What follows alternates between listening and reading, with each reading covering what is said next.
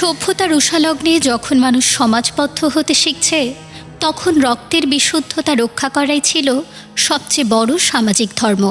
সেই আদিম সময়ে অপরিচিত কিংবা ভিন্ন গোত্রের কাউকে বিশ্বাস করার চেয়ে একই রক্ত ও একই মায়ের গর্ভজাত সঙ্গীকে বেছে নেওয়াকেই মনে করা হতো সবচেয়ে নিরাপদ ও পবিত্র বন্ধন। বাইরের জগৎ যেখানে অনিশ্চয়তায় ভরা, সেখানে ভাই বোনের এই মিলন ছিল বংশের ধারা ও সম্পদকে নিজেদের মধ্যে অক্ষুণ্ণ রাখার এক আদিম সামাজিক রক্ষা কবচ।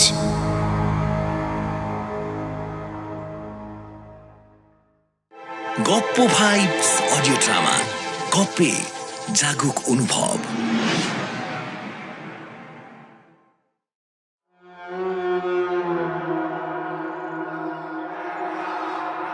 মহারাজ সূর্যশেখর শত্রুকে পরাজিত করে নিজের রাজ্যে ফিরেছেন। মরুভূমির ওপারে থাকা শত্রুরা মাথা নত করেছে। তিনি সঙ্গে করে এনেছেন হাজার হাজার বন্দী নারী ও পুরুষ। তাদের মধ্যে সাধারণ মানুষ যেমন আছে, তেমনি আছে অভিজাত ঘরের যুবক যুবতীও। সবাই দেখতে খুব সুন্দর, ফর্সা গায়ের রং, সোনালি চুল। বিশেষ করে মেয়েদের দিকে একবার তাকালে চোখ ফেরানো যায় না। মহারাজ ঘোষণা করেছেন, শোনো সবাই, এখান থেকে আমি 100 জন বন্দী আর 100 জন বন্দিনী বেছে নেব, আর বাকিদের তোমরা সবাই সেনাপতি থেকে শুরু করে নিচু স্তরের সৈন্যরাও নিজেদের পদমর্যাদা অনুযায়ী ভাগ করে নেবে। লুট করা ধন সম্পদও আমরা সবাই ভাগ করে নেব। মনে রেখো, রাজা সূর্যশেখর কোনো কিছুই একা ভোগ করবে না।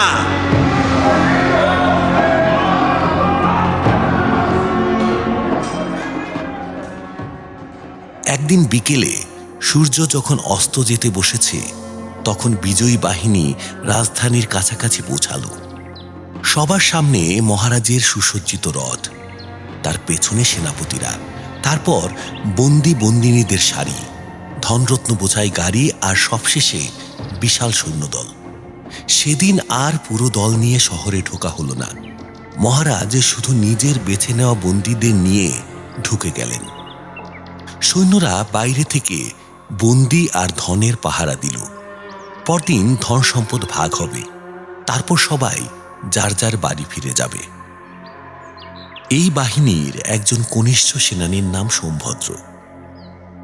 বয়স 21-22, শক্ত সমর্থ শরীর, তামাটে গায়ের রং। তার বাড়ি রাজধানীতেই। বাবা মধ্যবিত্ত মানুষ। এটাই ছিল সোমভদ্রের প্রথম যুদ্ধ, আর তাতে সে দারুণ সাহস দেখিয়েছে। সেনাপতিরা তার প্রশংসা করেছেন, এমনকি মহারাজও খুশি হয়েছেন। তবু আজ বাড়ির কাছাকাছি এসেও তার মন শান্ত নয়। বাড়ির কথা ভাবলেই তার বুক কেঁপে ওঠে। মা বাবা আছেন, ছোট বোন সফরী আর ছোট ভাই সেনভদ্র আছে। সফরী শুধু তার বোন নয়। এইসব ভাবতে ভাবতে সোমভদ্র সৈন্য শিবিরে এক প্রান্তে ঘুরে বেড়াল। চারিদিকে সবাই আনন্দ করছে, গান গাচ্ছে, হাসছে। কাল বেতন পাবে, লুটের ভাগ পাবে, হয়তো দাস দাসীও পাবে। তারপর আনন্দ করে বাড়ি যাবে। কিন্তু সোমভদ্রের মন অন্য জায়গায় আটকে আছে। ফেরার পথে হাজার বন্দিনীর ভিড়ে সে এক বন্দিনীর প্রেমে পড়ে গেছে। তার নাম মেরুকা। তার রূপ যেন জ্বলে ওঠা প্রদীপের মতো। ছেঁড়া কাপড়ের আড়াল ভেদ করেও সৌন্দর্য চোখে পড়ে। নীল চোখে গভীর দৃঢ়তা। সে উচ্চ বংশের মেয়ে, ভাগ্যের নিষ্ঠুরতায় শত্রুর হাতে বন্দী হয়েছে। এখন সে শুধু একটা পণ্য। তবুও এত কষ্টের মাঝেও সে নিজেকে ভেঙে পড়তে দেয়নি। অনেক সুন্দরী মেয়ের ভিড়ে শুধু মেরুকাকেই দেখে সোমভদ্র মুগ্ধ হয়েছে। সোমভদ্র মুখে কিছু বলেনি, কিন্তু তার চোখের ভাষা মেরুকা বুঝে গেছে। আজ আর চুপ থাকা সম্ভব নয়। আজ তাকে নিজের মনের কথা বলতেই হবে।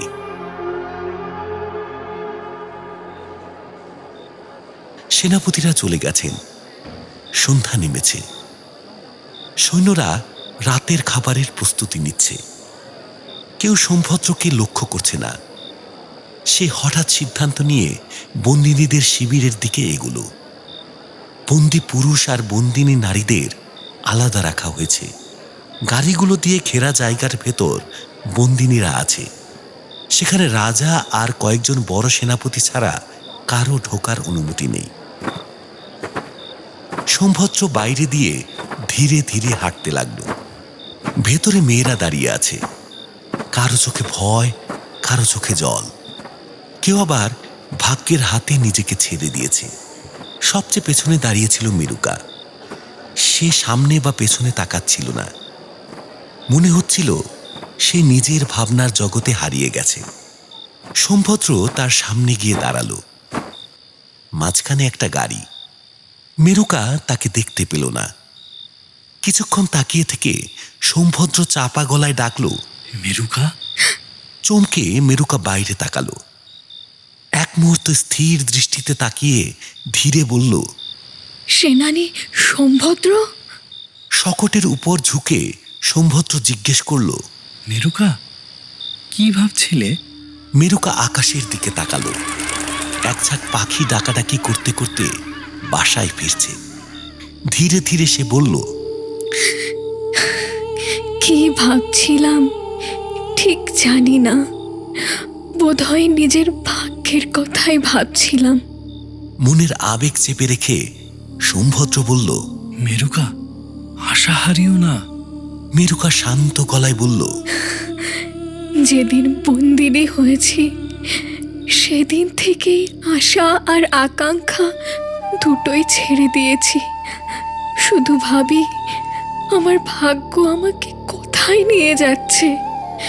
ঝড়ের মুখে মরুভূমির একটা বালুকণা শেষ পর্যন্ত কোন সমুদ্রে ডুবে যাবে সেটাই ভাবছি। তার নিস্তেজ কণ্ঠের ভেতর লুকোনো গভীর হতাশা সোমভদ্রের বুক কাঁপিয়ে দিল।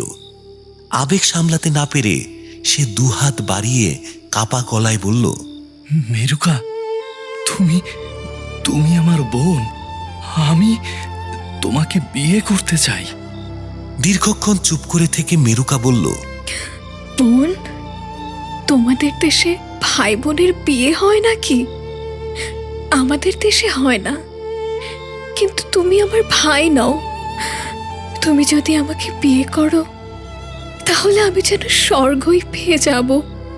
মেরুকার শুষ্ক চোখ হঠাৎ জলে ভরে উঠল। সে হাত বাড়ালো। শকটের দুই পাশ থেকে তাদের আঙুলে আঙুল ছুঁয়ে গেল। সোমভদ্র বলল, কাল ভোরে আমি আসব। একটি বন্দিনী আমার প্রাপ্য। আমি তোমাকেই বেছে নেব। তারপর বাড়ি গিয়ে তোমাকে আমি বিয়ে করব। মেরুকার ঠোঁট কাঁপতে লাগলো। সে আর কিছুই বলতে পারল না।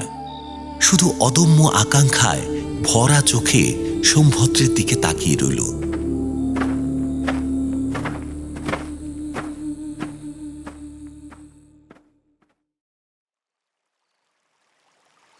সূর্য তখন ডুবে গেছে। যখন সোমভদ্র নিজের বাড়ির সামনে এসে দাঁড়ালো, কাছের নদীর শান্ত নীল জলে সন্ধ্যার লাল আভা খেলছে। উঠোনের দরজায় বাবা, মা, বোন সফরী আর ছোট ভাই সেনভদ্র দাঁড়িয়ে। একসঙ্গে সবার চোখ পড়ল সোমভদ্রের উপর। মায়ের মুখে হাসি, চোখে জল। বাবার মুখ গম্ভীর অথচ তৃপ্ত। সেনভদ্র দাদার দিকে দৌড়তে গেলে বাবা তার হাত ধরে থামালেন, কিন্তু সফরীকে কেউ আটকায়নি। স্বাগত জানানোর অধিকার তারই। 17 বছরের সফরী, রূপ আর যৌবনের মিলনে যেন সোনালি আলোয় ভরা। সে দৌড়ে এসে সোমভদ্রের বুকে ঝাঁপিয়ে পড়ল। গলায় মুখ গুজে গদগদ স্বরে বলল, ভাই। এক মুহূর্তে সোমভদ্রের মনে হলো সব ক্লান্তি আর অশান্তি যেন মিলিয়ে গেছে। শরীর মন ভরে এক তৃপ্তির অনুভূতি ফুলের মতো ফুটে উঠল। সে সফরীকে জড়িয়ে ধরল। সফরী মুখ তুলল, চোখে আনন্দ ঝরে পড়ছে। সে সোমভদ্রের ঠোঁটের কাছে নিজের ঠোঁট বাড়িয়ে বলল, চুমু দাও। সোমভদ্রের মন আবার অস্থির হয়ে উঠল। মেরুকার কথা বলতে হবে, এই সত্যটা তাকে অস্বস্তিতে ফেলল। সে সফরীর ঠোঁটে হালকা ছোঁয়া দিয়ে বলল, সফরি, ভালো আছো? কতদিন পর তুমি ফিরলে। হালকা হেসে সোমভদ্র বলল, যদি না ফিরতাম, যদি যুদ্ধে মরে যেতাম। সফরীর হাসি মিলিয়ে গেল। কিছুক্ষণ তাকিয়ে থেকে সে বলল, তাহলে তাহলে আমিও মরে যেতাম। না, এই কথা আর বাড়ানো ঠিক নয়। সোমভদ্র নিজেকে ছাড়িয়ে নিয়ে বলল, তুমি মরতে যাবে কেন? কিছুদিন হয়তো কষ্ট পেতে, তারপর অন্য কারোর সঙ্গে তোমার বিয়ে হতো। সফরি। ঠিক তখনই সেনভদ্র বাবার হাত ছাড়িয়ে দৌড়ে এসে বন বিড়ালের মতো সোমভদ্রের পিঠে লাফিয়ে উঠল। 10 বছরের ছেলেটা দাদার কাঁধে চড়ে বসল। 3 জন হেসে খেলে বাবা মায়ের কাছে গেল। সোমভদ্র নত হয়ে প্রণাম করল। সফরী সারাক্ষণ ওর মুখের দিকে তাকিয়ে রইল। সোমভদ্র তাকে বোন না বলে সফরী বলেছে, কিন্তু কেন?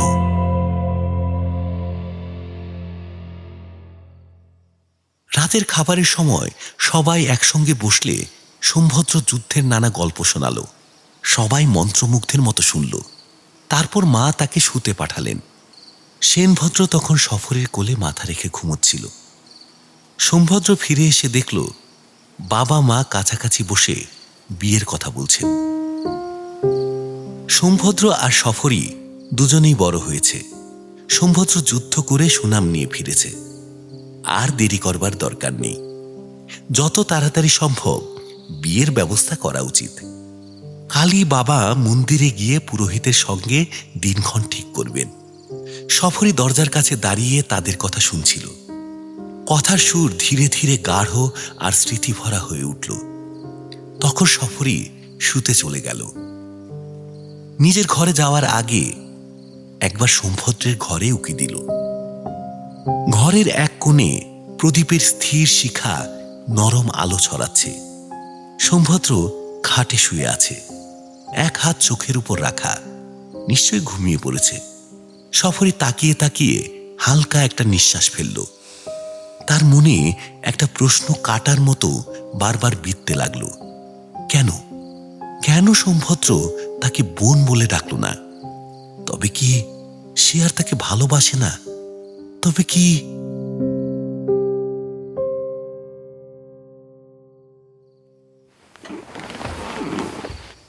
রাত গভীর হলে সফরী উঠে পড়ল। অন্ধকারে ধীরে ধীরে সোমভদ্রের ঘরের দিকে গেল। কোণের প্রদীপটা তখন ছোট হয়ে এসেছে। সোমভদ্র আগের মতোই চোখের উপর হাত রেখে শুয়ে আছে। সফরী নিঃশব্দে তার খাটের পাশে গিয়ে দাঁড়ালো। বুকের ভেতর অদম্য ব্যাকুলতা ঢেউ তুলল। সে বিড়বিড় করে বলল, আমার প্রিয় মানুষ, আমার ভাই, এক রক্ত, এক দেহ, একসঙ্গে জন্মেছি, একসঙ্গে বড় হয়েছি। আমাদের মাঝে কি কোনো ফারাক আছে? আমরা কি কখনো আলাদা হতে পারি? খাটের পাশে হাঁটু গেড়ে সফরী খুব সাবধানে সোমভদ্রের বুকের মাঝখানে চুমু দিল।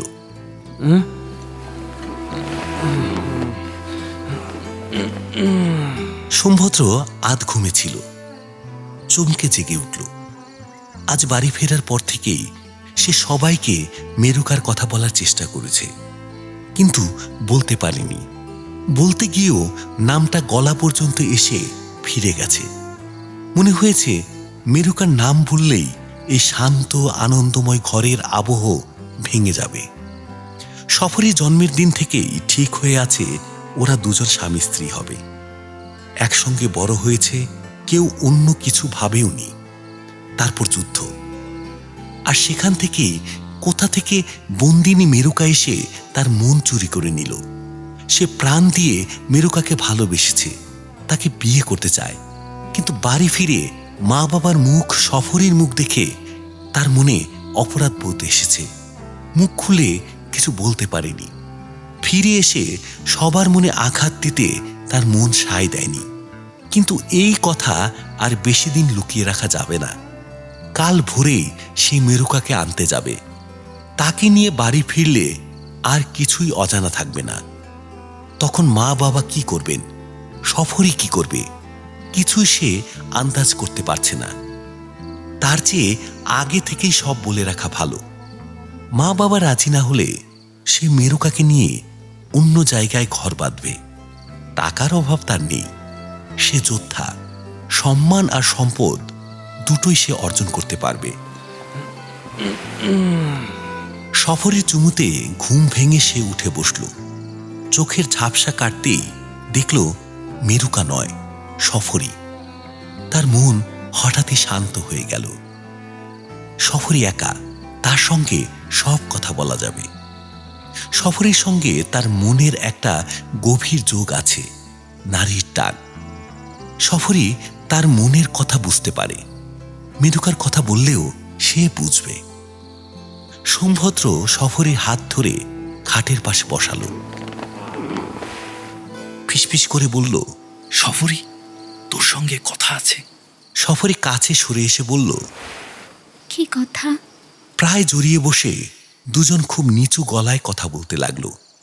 জোরে কথা বললে মা বাবার ঘুম ভেঙে যেতে পারে। সোমভদ্র বলল, আমি একটা মেয়েকে ভালোবেসে ফেলেছি। কি সুন্দর মেয়ে, একবার দেখলে তুইও পছন্দ করবি। সোমভদ্রের বাহুর ভেতরে সফরের শরীর শক্ত হয়ে গেল। কে সে? তার নাম মেরুকা। যাদের আমরা যুদ্ধে বন্দি করে এনেছি তাদেরই একজন। বন্দিনী হলেও সে ভালো ঘরের মেয়ে। আমি তাকে বোন বলে ডেকেছি। তাকেই বিয়ে করব। সফরি একদম লোহার দণ্ডের মতো সোজা হয়ে বসে রইল। ধীরে বলল, তাকে বিয়ে করবে? কিন্তু সে তো তোমার আসল বোন নয়। সোমভদ্র বলল, আসল বোন না হলেই বাকি। যাকে ভালোবাসা যায় সেই তো বোন। ভেবে দেখ, যার নিজের বোন নেই সে তো বাইরের মেয়েকেই বিয়ে করে। আমিও তেমনই বাইরের মেয়েকে বিয়ে করব। সফরের জিভ শুকিয়ে গেল। অনেকক্ষণ পরে সে বলল, কিন্তু ওর তো কোনো ঘর নেই, ওকে নিয়ে তুমি যাবে কোথায়? স্ত্রীর ঘরেই তো স্বামী যায়। কিন্তু ওর যেহেতু ঘর নেই, বাবাকে বলবো এই বাড়িতেই আমাদের থাকতে দিতে। তিনি না দিলে আলাদা ঘর বাঁধবো। আর আমি, আমার কি হবে? কথাগুলো সফরে খুব কষ্ট করে বলল। সোমভদ্র তার কণ্ঠের শুকনো যন্ত্রণা বুঝতে পারল না। আগ্রহ নিয়ে বলল, তুইও আমার মতো বাইরে বিয়ে করবি? শাস্ত্রে আছে মাঝে মাঝে বাইরে বিয়ে না করলে বংশ নষ্ট হয়। আর তুই যদি একেবারেই বাইরের কাউকে ঘরে আনতে না চাস, তাহলে সেনভদ্র তো আছেই। 2-4 বছরের মধ্যে ও তো বড় হয়ে যাবে। সফরি হঠাৎ উঠে দাঁড়ালো। আমি যদি বিয়ে নাই করি তাতে কি ক্ষতি? তোমার যা ইচ্ছা করো। আচ্ছা, এবার ঘুমাও। সোমভদ্র তার হাত ধরে বলল, ভোর হওয়ার আগেই আমি মেরুকাকে আনতে যাব। মা বাবাকে তুই কথাটা বলে রাখিস। আচ্ছা। সফরি হাত ছাড়িয়ে চলে গেল। সোমভদ্র অনেকটা নিশ্চিন্ত মনে আবার শুয়ে পড়ল। এটা ভালোই হলো, মা বাবাকে নিজের মুখে আর কিছু বলতে হবে না। সফরি নিজের ঘরে ফিরে গিয়ে অনেকক্ষণ বিছানায় মুখ গুজে পড়ে রইল। মন আর মাথা যেন অবশ হয়ে গিয়েছিল। ধীরে ধীরে বোধ ফিরলে সে উঠে বসল। তার বুক হিংসায় ভরে উঠল। সে বিড়বিড় করে বলতে লাগলো, কোথাকার এক ঘৃণ্য বিজাতিয়া বন্দিনী শুধু রূপ দেখে আমার ভাইকে ভুলিয়ে নেবে। না না, আমি তা হতে দেব না। আমার ধন আমি দেব না। তার চেয়ে বিছানা থেকে উঠে সফরি দেয়ালের কুলুঙ্গি থেকে একটা শল্য তুলে নিল। পিতলের তৈরি ধারালো শল্য। সফরির বাবা খুব দক্ষ ধাতুশিল্পী ছিলেন। এই শল্যটা নিজের হাতে বানিয়ে মেয়েকে দিয়েছিলেন। সফরি শল্যটা সুচলো মাথা নিজের বুকের মাঝখানে ছুঁয়ে দেখে আবার বিছানায় এসে বসল। সোমভদ্র গভীর ঘুমে আছে। তার মন ওই মায়াবিনী রাক্ষসীর রূপে ডুবে গেছে। হয়তো স্বপ্নেও তাকে দেখছে। কাল সকালেই সে রাক্ষসীকে আনতে যাবে। না না, তার আগেই যে জায়গায় সে চুমু খেয়েছিল ঠিক সেখানেই শল্য বসিয়ে দেবে। তারপর নিজ বুকে শল্য ঢুকিয়ে দুজনে একসঙ্গে পরলোকে যাবে। জন্মের সঙ্গে সঙ্গে যে বন্ধন শুরু হয়েছিল, মৃত্যুতেও তা ভাঙবে না। দুজন দুজনার হাত ধরে তারা মৃত্যু নদীর স্রোত পার হবে। সফরী শক্ত করে শল্য ধরে সোমভদ্রের খাটের পাশে দাঁড়ালো। নিশ্চিন্তে ঘুমনো মুখটার দিকে তাকালো। হঠাৎ বুক ফেটে কান্না উঠে এলো। কোনো মতে কান্না চেপে সে ফিরে গেল তার নিজের ঘরে। তারপর বিছানায় পড়ে চোখের জল ছেড়ে দিল।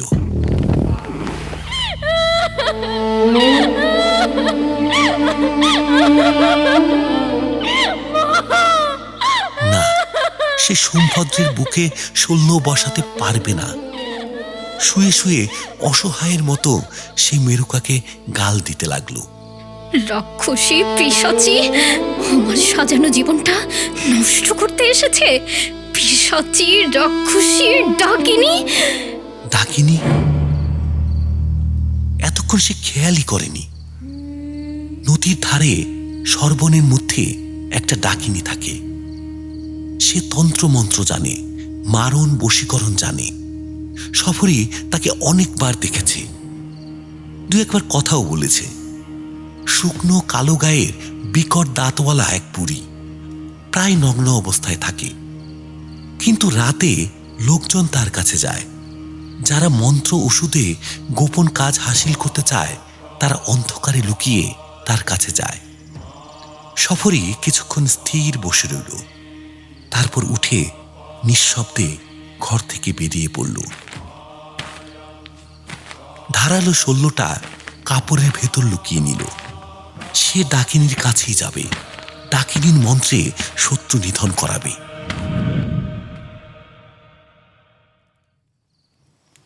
বাড়ি থেকে একটু দূরে সর্বনের মধ্যে ডাকিনীর কুটির।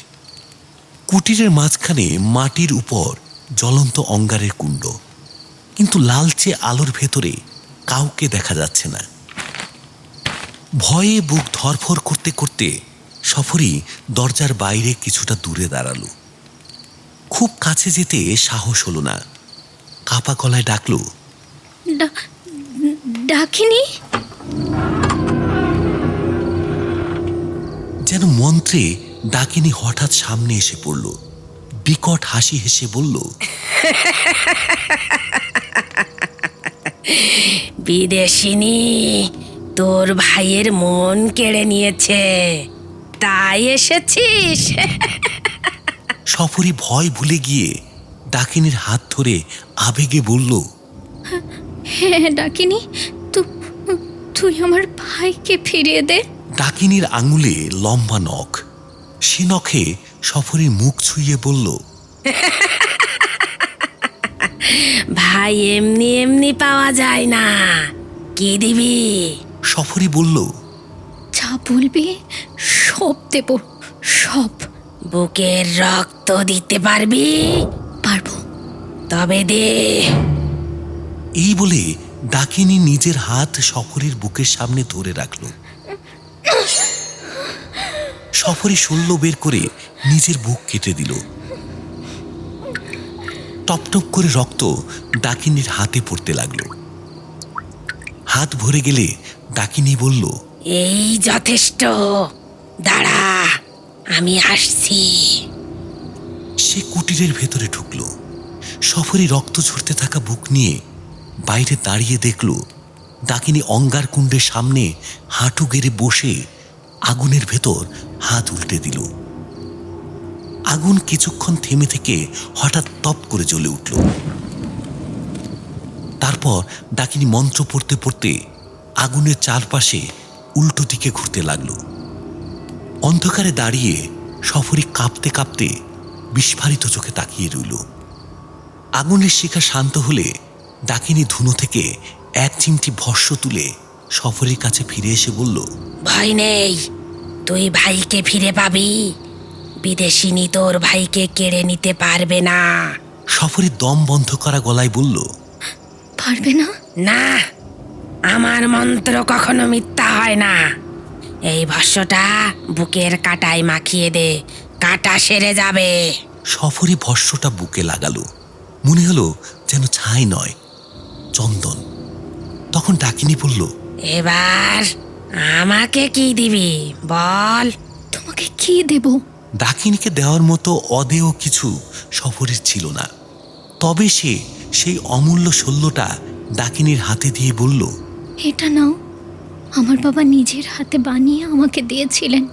সারা দেশে এর জোড়া নেই। দে দে দে। শল্যটা নিয়ে ডাকিনী কুটিরে ঢুকে গেল। সফরই দেখল সে আগুনের কাছে ধরে লোভী চোখে শল্যটা দেখছে আর শিশুর মতো খিলখিল করে হাসছে।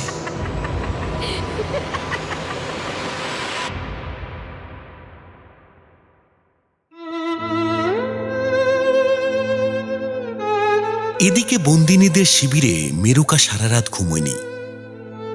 ভোর হলে সোমভদ্র আসবে এই আশায় সে জেগেছিল। গৃহহীন বন্দিনী ঘর পাবে, স্বামী পাবে, দাসীর হাটে পশুর মতো বিক্রি হতে হবে না, এই আশাতেই তার চোখে ঘুম নেই। আকাশের তারা একে একে ম্লান হয়ে এলো। সূর্য ওঠার আগে যে উজ্জ্বল তারাটা নদীতে জল বাড়ার লক্ষণ দেয়, সেটাও ধীরে ধীরে নিভে গেল। চারিদিকে ভোরের ধূসর আলো ছড়িয়ে পড়ল, কিন্তু সোমভদ্র এলো না। মেরুকার ব্যাকুল চোখ নগরদ্বারের দিকে চেয়ে রইল। এই বুঝি সে আসছে, এই বুঝি সোমভদ্র। কিন্তু না, যারা আসছে তাদের মধ্যে সোমভদ্র নেই। অন্য সেনাপতিরা আসছে।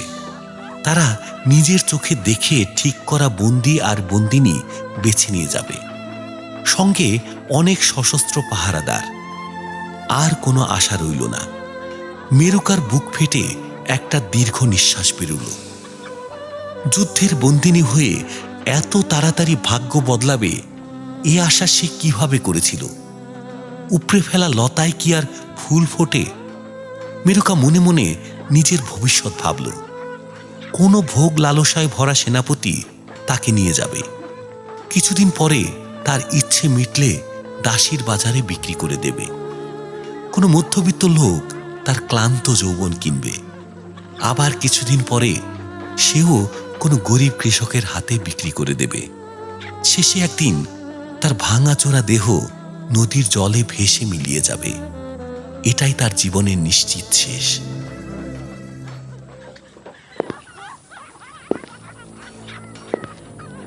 অমুকফল্ল নামে এক সেনাপতি মেরুকার সামনে এসে দাঁড়ালো। বয়স 40-এর কাছাকাছি, শক্ত গরম মাংসল দেহ, কপালে গভীর যুদ্ধের দাগ, চোখে কর্তৃত্বের অহংকার। 18 থেকে 40 এই বয়সে যুদ্ধ করতে করতে সে বুঝেছে জীবনে আসল জিনিস দুটোই, শত্রুর রক্ত আর নারীর যৌবন। সে মেরুকার প্রায় নগ্ন দেহটা অভিজ্ঞ চোখে দেখল। তারপর চিবুক ধরে মুখ তুলে চোখে চোখ রেখে ধীর গলায় বলল, নাম কি? মেরুকা। অমোঘবল্ল জিজ্ঞেস করল, এই হাসতে জানিস? মনের ভিতরে ঘৃণার আগুন জ্বালিয়ে মেরুকা দাঁত বের করে হাসির ভান করল। সেনাপতি সন্তুষ্ট হল। কণ্ঠ মিষ্টি, দাঁত সুন্দর। সে দুজন ভৃত্যকে ডেকে বলল, এই কে আছিস? একে আমার বাগান বাড়িতে নিয়ে যা। মেরুকা একবার চোখ তুলে সেনাপতির দিকে তাকালো। তারপর চুপচাপ দুজন ভৃত্যের মাঝে দাঁড়ালো। ভৃত্যেরা তার শরীরে হালকা একটা কাপড় জড়িয়ে দিল। ওদিকে এই সময় সোমভদ্র ঘুমিয়েছিল। সফরের সঙ্গে কথা বলার পর তার মন হালকা হয়ে গিয়েছিল বলে সে গভীর ঘুমে ডুবে গিয়েছিল। ঘুম ভাঙল একেবারে সূর্য ওঠার সময়। কিছুক্ষণ বোকার মতো বসে রইল। তারপর সব মনে পড়তেই অতি দ্রুত দৌড়াতে শুরু করল।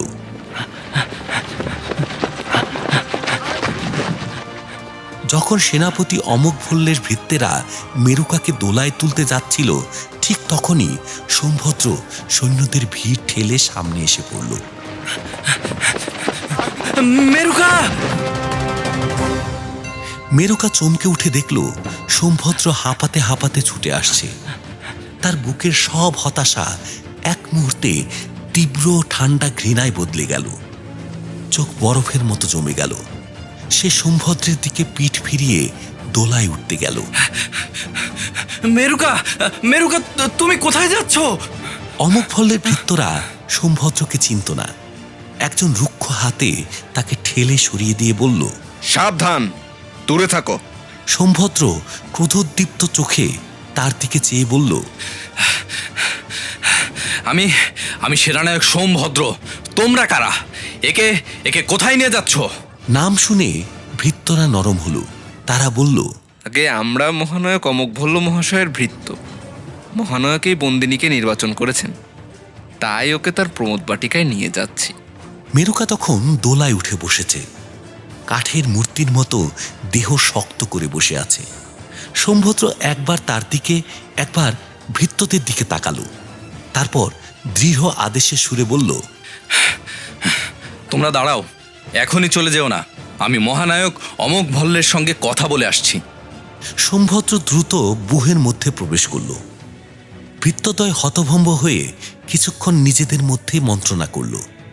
তারপর দোলা তুলে নিয়ে চলে গেল। তাদের কাছে প্রভুর আদেশই প্রধান। দোলার মধ্যে মেরুকা কাঠের পুতুলের মতো বসে রইল।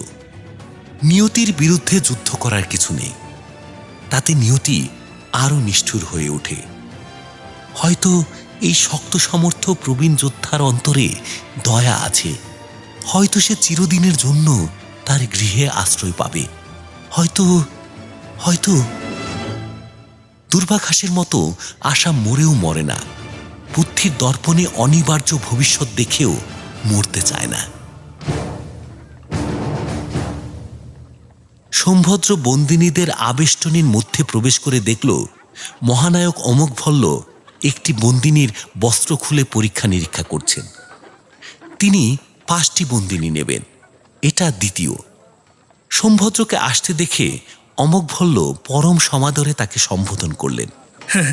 দেখো তো সোমভদ্র, এই বন্দিনীটাকে বেশ শক্ত সমর্থ মনে হচ্ছে। আমার বিহার নৌকাটা আনতে পারবে? সোমভদ্র একবার বন্দিনীর দিকে কটাক্ষপাত করে নিরুৎসুক কণ্ঠে বলল, হ্যাঁ, পারবে। তারপর ব্যগ্রস্বরে বলল, মহানায়ক, আপনার সঙ্গে আমার একটু আড়ালে কথা আছে। অমোঘভল্ল একটু অবাক হয়ে সরে এসে বললেন, আড়ালে? কেন? কি এমন কথা? মহানায়ক, যে বন্দিনীকে আপনার ভৃত্যেরা নিয়ে যাচ্ছে, সে সে যে বন্দিনীর নাম মেরুকা, তার কথা বলছো? হ্যাঁ মহানায়ক, মেরুকা। আমি তাকে নিতে চাই। তাকে অমোঘভল্ল উচ্চকণ্ঠে হেসে বললেন, এখন আর হয় না বন্ধু, আমি তাকে হস্তগত করেছি। জানো তো, যে আগে আসে সে আগে পায়। সোমভদ্র বলল, কিন্তু আপনি যদি আমাকে এই অনুগ্রহ করেন, আমি মেরুকাকে বিবাহ করতে চাই। অমোঘভল্লের হাস্যমুখ হঠাৎ গম্ভীর হয়ে গেল। তিনি বললেন, হ্যাঁ, বিবাহ? তুমি একটি বিদেশিনী বন্দিনীকে বিবাহ করতে চাও? সোমভদ্র অবরুদ্ধ কণ্ঠে বলল, হ্যাঁ মহানায়ক, আমার হৃদয় মেরুকাকেই চায়। আমি তাকে বিয়ে করে সংসার পাততে চাই। অমোঘভল্ল কিছুক্ষণ স্তব্ধ থেকে জিজ্ঞেস করলেন, তোমার গৃহে কি কোনো বোন নেই? সোমভদ্র চোখ নত করে বলল, আছে। যুবতী বোন, বিবাহযোগ্যা? হ্যাঁ। তখন অমোঘভল্ল গভীর ভর্ৎসনা সুরে বললেন, দেখ দেখ তোমাকে সোমভদ্র, গৃহে বিবাহযোগ্যা যুবতী বোন থাকতে তুমি একটি অজ্ঞাত কুলশীলা, অজ্ঞাত চরিত্রা বন্দিনীকে বিবাহ করতে চাও? ওরা তো দুদিনের সম্ভোগের সামগ্রী। ওরা কি বনের পথ অধিকার করার যোগ্য? তুমি সৎ বংশজাত, রাজ্যের একজন সেনানায়ক। তুমি যদি এমন কুদৃষ্টান্ত স্থাপন করো, তবে সামান্য লোকে কি করবে? জাতির সংস্কৃতি বিজাতীয় ভাবের বন্যায় ভেসে যাবে। তাছাড়া তুমিও সুখী হতে পারবে না। যার সঙ্গে তোমার রক্তের সম্পর্ক নেই, সে কি কখনো হৃদয়ের আত্মীয় হতে পারে? সে কি গৃহের গৃহিণী হতে পারে? কিন্তু উপদেশ বাক্যে সোমভদ্রের রুচি নেই। সে দ্রুততার সাথে বলল, মহানায়ক, অনুগ্রহ করে মেরুকাকে দান করুন। অমোঘভল্ল দৃঢ়স্বরে বললেন, কখনোই না। তুমি উন্মত্ত, জ্ঞান বুদ্ধি হারিয়েছ। তোমাকে প্রশ্রয় দিলে তোমারই সর্বনাশ হবে। যাও সোমভদ্র, গৃহে ফিরে যাও, নিজের বোনকে বিবাহ করো। সোমভদ্র কিছুক্ষণ বুদ্ধিভ্রষ্টের মতো দাঁড়িয়ে রইল। তার অন্তর বিদ্রোহ করতে চাইল, কিন্তু সে যোদ্ধা। আদেশ অমান্য করতে অভ্যস্ত নয়। সে টলতে টলতে ফিরে চলল। হঠাৎ অমোঘভল্ল সদয় কণ্ঠে তাকে ডাকলেন। শোনো সোমভদ্র। সোমভদ্র আবার কাছে এসে দাঁড়ালো। অমোঘভল্ল স্নেহ ভরে তার কাঁধে হাত রেখে বললেন, হতাশ হইও না, চুপি চুপি একটি কথা বলি। 2 মাস হোক বা 6 মাস পরে হোক, আমি মেরুকাকে বিক্রি করবই। তখন তুমি যদি ওকে চাও, তবে তোমার হাতেই ওকে দেব, অন্য কাউকে নয়। এর মধ্যে তুমি নিজের বোনকে বিবাহ করে সংসারী হও। অদূরে শক্ত সমর্থ বন্দিনীটি এতক্ষণ নগ্ন দেহে অপেক্ষা করছিল। মহানায়ক অমোঘভল্ল হাসতে হাসতে তার কাছে ফিরে গেলেন। সোমভদ্র আর সেখানে দাঁড়ালো না।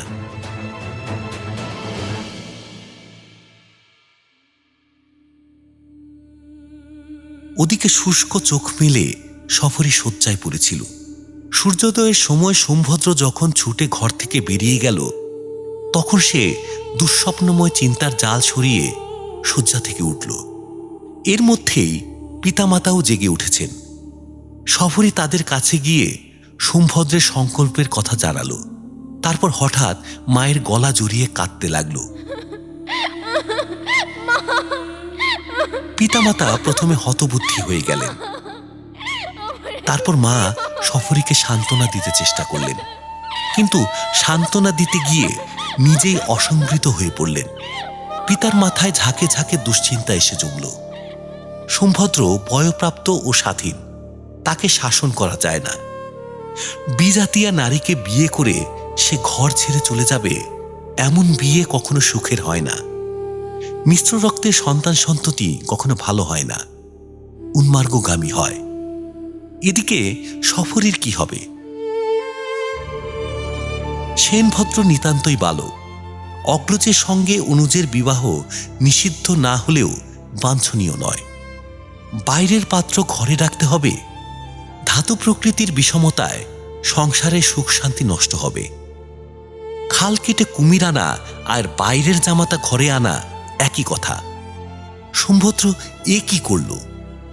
অন্ধ মোহের বশে সুখের সংসার ছারখার করে দিল।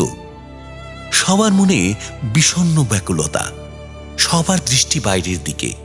এই বুঝি নববধূর হাত ধরে সোমভদ্র আসছে। সফরী ভাবছে, বধূকে দেখে সে কি করবে? সংযম হারাবে না তো? কিন্তু প্রভাত গড়িয়ে গেল, সোমভদ্র ফিরল না। সবার মন উৎকণ্ঠিত।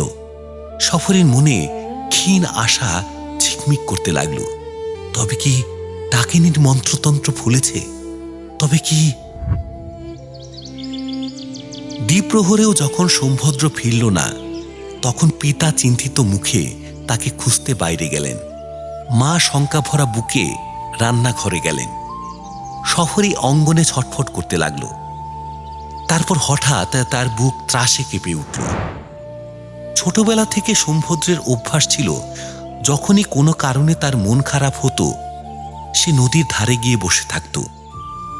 একবার সফরীর প্রশ্নের উত্তরে সে বলেছিল, বড় শান্ত শীতল নদীর জল, যেদিন এই পৃথিবী আর ভালো লাগবে না, সেদিন ওর তলায় গিয়ে শুয়ে শুয়ে।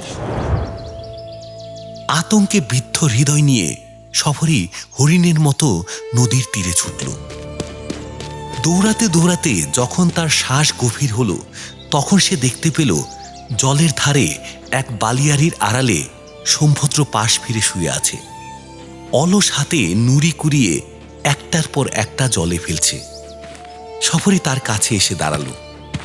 সোমভদ্র তাকে দেখতে পেল না। সফরী মৃদু গদগদ স্বরে ডাকল, ভাই। সোমভদ্রের নিরুৎসুক চোখ সফরীর দিকে ফিরল। সফরীর বুকের মাঝখানে কাটা দাগে তার চোখ পড়ল। সে বলল, এটা কি করে কাটলো? সফরী ভাঙা হাসি হেসে বলল, কাটেনি, ঘুমের ঘোরে নখ দিয়ে আছড়ে ফেলেছি। চলো বাড়ি চলো। সোমভদ্রের চোখে একটু সচেতনতা এলো। সে বলল, হ্যাঁ, বাড়ি? কেন? সারা দিন কিছু খাওনি, এসো। সফরী কোনো প্রশ্ন করল না, শুধু হাত বাড়িয়ে দিল। সোমভদ্র হাত ধরে উঠে দাঁড়ালো। আর কোনো কথা না বলে সফরীর হাত ধরে বাড়ির দিকে চলল।